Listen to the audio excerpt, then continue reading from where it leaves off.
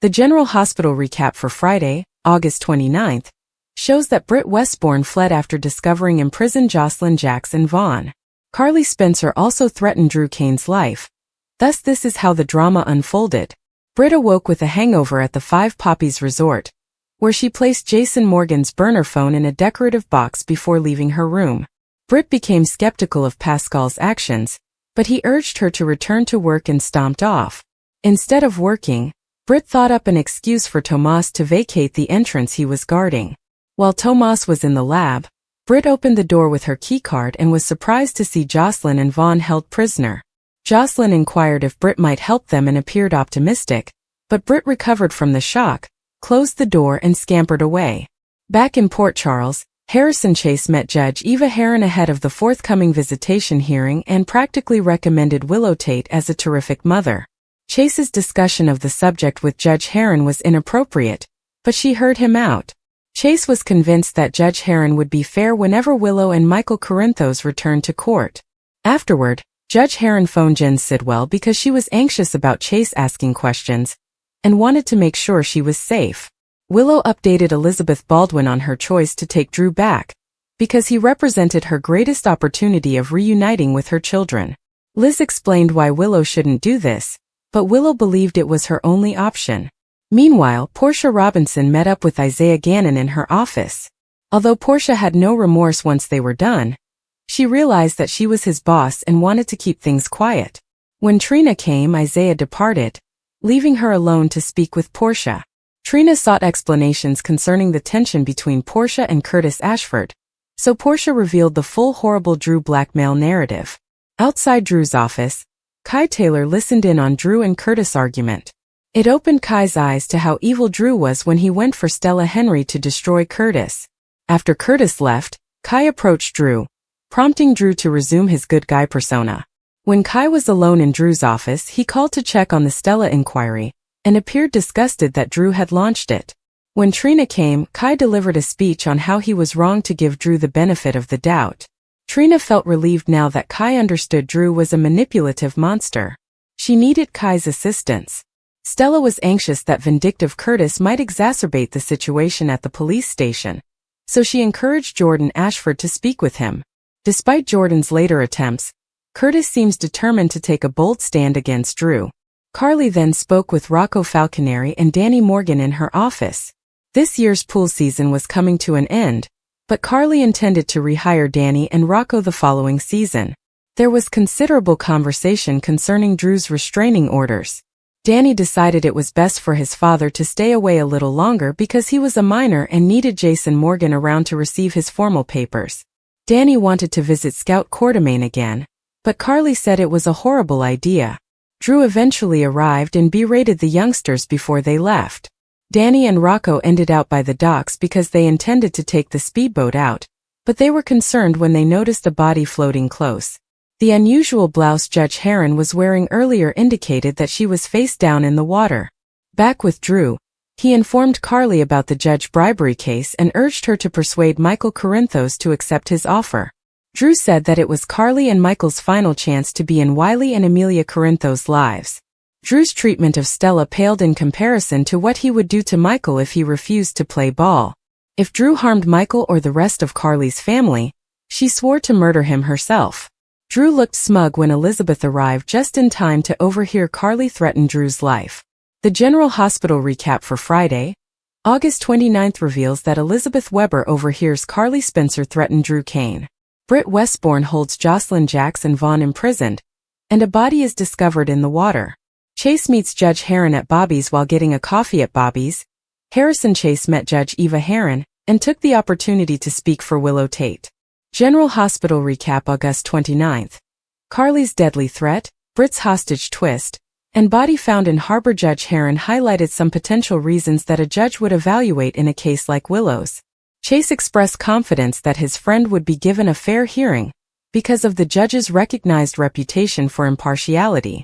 As soon as Chase left the restaurant, Judge Heron called to inform the other party that a detective was questioning about the Corinthos case. She wanted to make sure her interests were safeguarded, and they had her back. Willow surprised Elizabeth with her decision. Willow announced that she had reconnected with Drew and that he would assist her in obtaining custody of her children.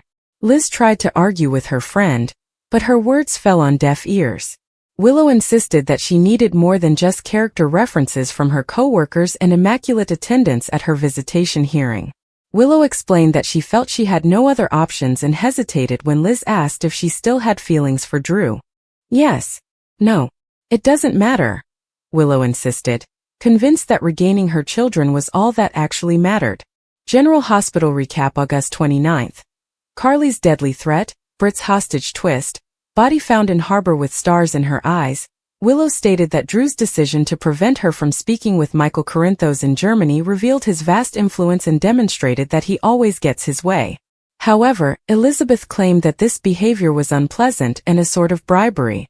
She warned Willow that she was jeopardizing her ethics, but Willow argued that she had removed her blinders and fully comprehended her situation with Drew. What mother wouldn't be willing to exchange her soul for her children? She remarked, thus concluding the conversation by stating that Drew was her best option. Willow later spoke with Chase, but before she could reveal her important decision, he quickly shared that he had seen Judge Heron at Bobby's and had wonderful news for her. Doctors Without Boundaries Portia and Isaiah have sex in her office after a passionate kiss. Portia and Isaiah Gannon made love on the couch in her office. Afterwards, Isaiah picked up the wedding photo of Portia and Curtis Ashford from the floor and brought it to her, who promptly placed it on her desk. After they both admitted that their meeting was unforeseen, Portia took her wedding band off the floor, and Isaiah asked if she had any regrets. In an awkward moment, Portia reminded Dr. Gannon that she was his boss, and they shouldn't have been intimate in her office. This occurred just moments before Trina Robinson walked in. General Hospital recap August 29th. Carly's deadly threat, Britt's hostage twist, body found in harbor. Portia revealed Drew's blackmail to Trina after Isaiah found a reason to leave. Trina, who was upset about her parents' conflict and Aunt Stella Henry's arrest, had some questions. She insisted that her mother explain what had caused the problem with Drew. Finally, Portia revealed that Drew was blackmailing them with evidence that she had tampered with Heather Weber's blood tests in order to keep the serial killer behind bars and away from Trina. With tears in her eyes, Portia explained to her daughter how her hidden realities had strained her relationship with Curtis. By the time they decided to confront Drew together, their marriage was already in trouble. They embraced as Portia reminded her that no matter what happened, they would always love her. Later, Isaiah returned to Portia's office to check how she was doing, and she admitted to having confided in Trina. He took her hand and apologized for complicating her day. Portia stated that he was not to blame, stating that her marriage was already beyond repair long before Isaiah entered her life. Everything, my marriage, Trina, Stella, all of it, can be attributed to Drew Kane, she moaned. The blackmail had been going on for a long time, before Isaiah arrived in Port Charles. Kai's eyes are open to what and who Drew is as Curtis questioned Drew about informing the authorities about Aunt Stella. Kai Taylor overheard the entire conversation from the corridor outside the congressman's office. As a result, he developed a different perspective on his master. The two men's dispute grew, and Curtis eventually announced that he would rather see Drew dead than visit Aunt Stella in jail. He then walked out quietly. When Kai entered Drew's office, she noticed Curtis appeared concerned. Drew downplayed it as concern for Stella, assuring her that he would do everything he could to help her. When Kai noted that Stella had been quite helpful during his recovery from surgery, Drew stated that he was unable to intervene if Stella had committed insurance fraud. Shifting the discussion, Drew asked Kai if he had found Carly, to which he replied that she was expected to remain in her office at the Metro Court until the end of the day. Drew suggested they call it a night, but Kai chose to stay in the office to finish some research, earning him accolades from the congressman for his dedication. Of course, Kai responded. You can always rely on me. After being left alone, Kai called the fraud section to inquire about the Stella Henry investigation's status. Getting the reaction he expected, or perhaps didn't, Kai indicated that the congressman would be delighted to discover they were acting on his request, and was quite frustrated when the call ended. Kai admits to Trina that he regrets not believing Drew is a monster. Later, a worked-up Trina walked up to meet Drew, planning to confront him about his blackmail of her mother. Kai told her to save her energy, admitting that Drew had Stella jailed just to spite Curtis. And how does that make you feel? Trina inquired. I feel foolish for not heeding your advice sooner, Kai said. He said that he had now realized Drew as the corrupt monster he is and promised to do whatever it takes to make up with the Ashford family. That's great, Trina said. Because I really need your help right now. Danny Morgan and Rocco Falconeri meet with Carly after ending their summer employment as pool attendants. Carly offers them a lifeguard job for next summer. She urged the lads to return to the hotel next summer, this time as lifeguards. Before they left, Carly asked Danny if he had heard from Jason Morgan. Danny stated that his father was on his way home, but it may be best for him to stay away. He said that it was due to the restraining order Drew had issued against Scout Kane's family. Because Danny is still a juvenile, he stressed that the restraining order had to be served on his legal guardian. Danny stressed that as long as Jason was away, he could continue to visit his sister, while Carly urged the teenagers not to give Drew any more leverage. Drew stormed into Carly's office, as if he had received a call. When Danny asked about the restraining order against Rocco, Drew smugly replied that he wasn't taking any chances because the guys frequently hung out together. He then stated that Danny was Scout's half-brother, and that Rocco had no link to her at all. To keep the incident from escalating, Carly stepped in, urging Drew to back off and leading Rocco and Danny out of her office. Carly blasts Drew as Carly closed the office door behind them. She vented her rage at Drew for removing Danny and Rocco from Scout. This was especially important during her time of grief for Sam McCall. Drew advised that Carly focus on Michael rather than Danny and Rocco. He then disclosed that an inquiry had discovered that Judge Heron had accepted a $1 million bribe shortly before deciding in Michael's favor. Carly, on the other hand, remained calm and denied Drew's request that she persuade Michael to accept his offer and sign over custody to Willow. When Carly attempted to expel Drew from her office, he smugly reminded her that he was the one behind Stella's legal difficulties. And it was only a taste of what he could do to Michael if she didn't cooperate. Carly went full mama bear and faced Drew with her own warning.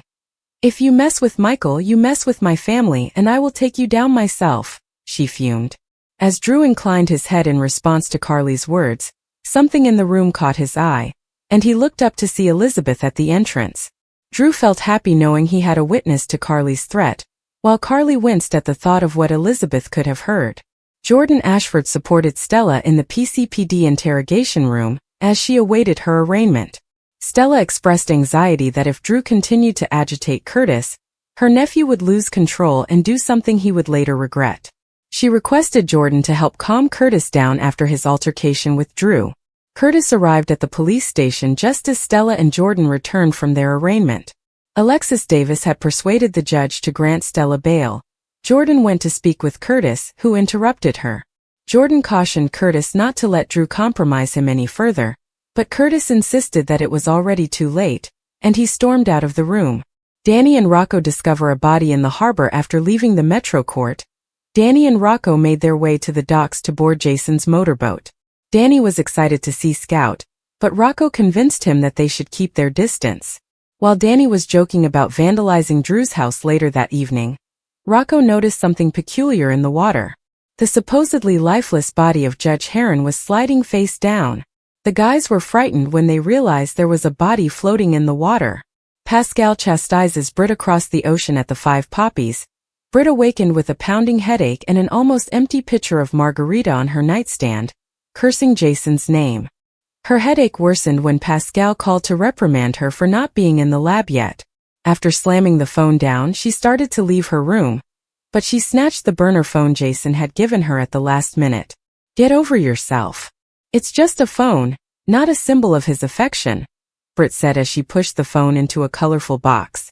Britt had already told Jason that she wanted him to leave Dalmatia, and that's when he handed her the phone. He offered to rescue her from the resort, but she declined. Britt discovers Joss and Vaughn captive but releases them. Upon entering the lab building, Britt noticed Pascal and his helper Tomas Dujmovic chatting outside one of the rooms. Pascal insisted she concentrate on her research. Later, when Britt noticed Tomas alone, standing watch in front of another door, she swiftly devised an excuse to entice him away from his station. With her keycard in hand, Britt entered the room, only to be surprised to see Jocelyn and Vaughn chained and helpless inside. When Joss begged Britt to help them escape, she turned and left the room, and the entire lab complex. Carly paced back and forth in her dimly lit living room, her heart racing as the weight of her most recent revelation overwhelmed her. The night air outside was thick with anxiety, but within was suffocating. A single phone call had altered everything, drawing her back into a hazardous game she thought she'd left behind. The words kept repeating in her head. Britt was missing, and a body had been discovered floating in the water. Her stomach twisted as panic mingled with rage, knowing that someone was setting her up, and that if she didn't act quickly, she'd lose everything she'd battled to protect. She clenched her hands, ready to confront whoever was responsible, even if it meant crossing lines she had vowed she would never do. Meanwhile, Britt's world had descended into turmoil. What began as a late-night meeting to gather information quickly became a nightmare when masked guys accosted her outside the hospital parking lot. She'd fought back, but she was quickly overwhelmed, a rough hand clamping over her lips as she was forced into the back of a black SUV. Britt strained against the bindings, every muscle burning with panic and adrenaline. A single overhead light flickered, creating strange shadows across the walls as she sought to figure out who had planned her abduction. Her thoughts turned to Carly and Jason, knowing that whatever it was, it had to relate with the secrets they'd been hiding. She couldn't allow herself to crack, not now, not with so much at risk. Back in Port Charles, the find at the harbor had shook the entire community. Police tape ringed the docks as investigators worked tirelessly to sift through evidence, as murmurs spread throughout the crowd gathered around. When Dante arrived at the scene, his demeanor hardened as he approached the coroner's van, desperate for answers but terrified of what he could learn. The retrieved body remained unidentified, but the indicators indicated foul play. As Dante ordered the area secured, he couldn't shake the feeling that it was related to the increasing tensions around Sunny's organization. If the victim turned out to be someone close to Carly, the consequences would be disastrous. Carly's phone rang, jolting her out of her spinning thoughts. It was an unlisted number. She answered with trembling hands, bracing herself. A garbled voice on the other end sent shivers through her entire body. They had Britt, and if Carly didn't do what they wanted, Britt wouldn't survive. The danger was obvious, but the final word left her breathless. The caller implied that the body in the port was not random. It was a warning. Carly felt the weight of the threat pushing in, understanding she had little time to react. She needed allies, yet trusting the wrong person may lead to their deaths. As the night progressed, Port Charles was on the verge of another storm, one that threatened to destroy everything in its path. The door did not open, and the footsteps did not move away. Whoever it was, they were still waiting. Minutes passed, each one extending into eternity, until the footsteps faded. Alexis remained hunched, her legs cramping, until she knew they were gone. She could not stay here. She sneaked out of the apartment, the notepad burning a hole in her pocket, and drove home, checking her rearview mirror every few seconds. Back in her flat, she shut the door and slid the deadbolt in place. The notebook was open on the kitchen table, its pages mocking her with half-answers. Vincent. The warehouse. Dates that coincided with the meetings she had attended. Drew had been onto something and it had caused him harm. Perhaps worse. She considered going to the police and explaining everything, but what could she say? That she had attended a secret gathering with individuals she didn't know, doing things she didn't completely comprehend? That she had no proof, no names, and no actual evidence? They'd lock her up or worse, dismiss her and leave her vulnerable. No, she had to do it herself. She needed to find Vincent, figure out what he knew and how it related to Drew. The next day, she returned to the hospital. Drew was still unconscious, but the nurse reported signs of improvement. Small motions, twitches of his fingers. It wasn't much, but it was adequate to keep her going. She sat next to his bed again, the journal hidden in her bag, and murmured to him. "I'm going to fix this," she stated, her voice breaking. "I don't know how, but I will." She wasn't sure he heard her, but it felt like a promise she couldn't break. The text from the unknown number still hung over her like a ticking clock. She needed to get to the warehouse tonight or they'd come for her. However, she wasn't going in blind. Not this time. She spent the afternoon going through Drew's notes, cross-referencing names and dates with her limited knowledge of the warehouse gang. She knew Vincent was the key. If she could find him and confront him, she might be able to gain some answers. Perhaps she could safeguard both herself and Drew. When she arrived, the warehouse was gloomy, with a strong odor of rust and oil. She parked a block away, her palms sweating on the driving wheel. The notebook was tucked under her jacket, and a little knife was in her pocket, a precaution she prayed she wouldn't have to use. The door creaked as she slipped inside, and the shadows swallowed her. Voices resonated from deep within, low and insistent. She came closer, her heart in her throat, and noticed them. 5 figures with veiled faces, but one stood out. He was taller, older, and had a dominating voice. Vincent. She hadn't heard much before the world exploded. A hand grabbed her from behind and yanked her back. Her cry was cut short by a cloth slapped over her face, the stench harsh and toxic. Her vision clouded, her knees weakened, and the last thing she saw was Vincent turning to face her, his gaze hard and unreadable. Then comes darkness.